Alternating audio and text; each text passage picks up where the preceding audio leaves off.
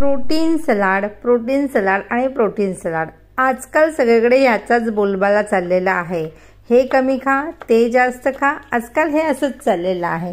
तसंही पूर्वीपारपासून आपल्या जेवणावर कोशिंबीर सलाड खाण्याची पद्धत आहेच, पण आपण काय करतो ना, नेहमीप्रमाणे कांदा, काकडी, टोमॅटो, गाजर हे रोजचेच पदार्थ सलाड म्हणून खातो। तर मी पण म्हटलं चला आता वेगळ्या पद्धतीचा सलाड करून बघूया। काही नाही, अगदी सोप्या पद्धतीने सलाड झाला, पण टेस्ट खूप छान लागली।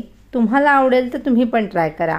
नेहमीप्रमाणे मी कांदा, काकडी, टोमॅटो, गाजर उभं चिरून घेतलं बरं का, आणि त्यामध्ये थोडी कोथिंबीर, थोडा पुदिना, काळं मीठ, काळी मिरी पावडर असं सर्व टाकलं आणि फ्राय केलेले मशरूम आणि सिमला मिरची टाकले आणि त्याच्यामध्ये लिंबाचा रस टाकला।